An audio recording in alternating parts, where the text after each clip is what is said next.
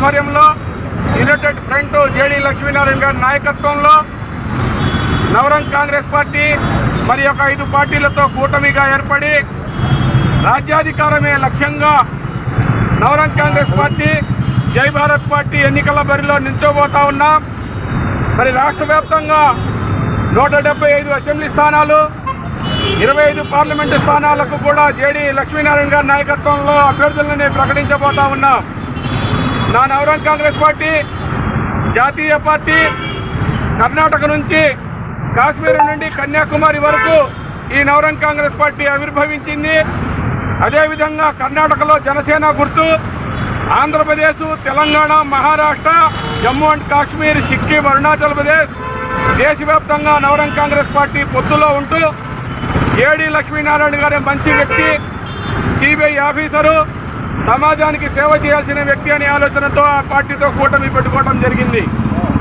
SC ఎస్టీలకు బీసీలకు జగన్మోహన్ రెడ్డి ఎన్నికల ముందు అనేక వాగ్దానాలు చేసి ఉన్న అమరావతి రాజధానిని నిర్వీర్యం చేసి 3 రాజధానులను ప్రకటించి ఉత్తరాంధ్ర, కోస్తాంధ్ర, రాయలసీమ ప్రాంతాలతో విద్వేషాలు సృష్టించి ఉన్న రాజధానిని తీసివేయాలని ఎవరైతే ఉద్యమకారులు ప్రతిపక్ష పార్టీలు ఉంటాయో వాళ్ళ మీద అక్రమ కేసులు బనాయించి జైళ్లకు పంపించిన సంగతి చూస్తూ ఉన్నాం.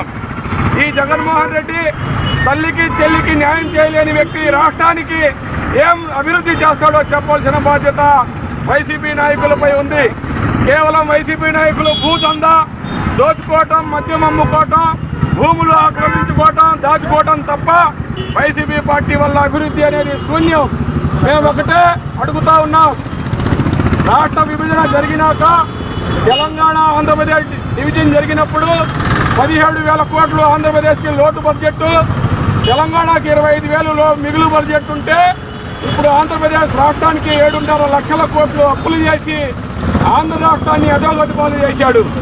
కేవలం పోలవరం ప్రాజెక్టుతో 1,000 కోట్లు దిగమించి మరి కేసీఆర్ అక్కడ తెలంగాణలోనైతే కాళేశ్వరం ప్రాజెక్టు మీద 1,00,000 కోట్లు దోచేసేసాడు. ఈ 2 పార్టీల వల్ల ప్రయోజనం లేదు. అందుకనే తెలంగాణలో కేసీఆర్ని ఓడించండి, ఆంధ్రప్రదేశ్లో జగన్మోహన్ రెడ్డిని ఓడించండి. భారతీయ జనతా పార్టీ వల్ల ఎటువంటి ప్రయోజనం లేదు. ముస్లింలను, క్రైస్తవులను, దళితులను, అనేక సంఘాలను ఓటుకోతకు వస్తూ ఉన్నాడు. మణిపూర్ ఘటనలో దాదాపుగా 2,000 మసీదులు కూల్చబడిపోయి, తగలబడిపోయి దాదాపుగా 8,000 మంది క్రైస్తవులు, ముస్లింలు చనిపోయారు. కానీ అక్కడ నరేంద్ర మోడీ పర్యటించలేదు. నరేంద్ర మోడీ దేనికి వచ్చాడయ్యా అంటే చిలుకలూరుపేట వచ్చి ఈ రాష్ట్రంలో గతంలో వచ్చింది కేవలం వాళ్ళకి 3 లక్షల ఓట్లే 3 లక్షల ఓట్లు వచ్చినాయి. కానీ 400 సీట్లలో నువ్వు పోటీ చేయటం లేదు. నీకు ఏ విధంగా 400 సీట్లు వస్తాయని చెప్తా ఉన్నావు. ఆంధ్రప్రదేశ్ రాష్ట్రానికి ప్రత్యేక హోదా కానీ ముస్లింలను, ఎస్సీ ఎస్టీ బీసీ మైనార్టీలను అడగదొక్కిన ప్రభుత్వం వైసీపీ ప్రభుత్వం. 56 కార్పొరేషన్లు పెట్టి ఒక్క కార్పొరేషన్ని కూడా నిధులు ఇవ్వకుండా నిర్వీర్యం చేశాడు. అభివృద్ధి చెందకుండా రాష్ట్రాన్ని. మేము ఒకటే అడుగుతున్నాం, కేంద్రంలో భారతీయ జనతా పార్టీని ఓడించండి, ఆంధ్రప్రదేశ్ వైసీపీ పార్టీని ఓడించండి.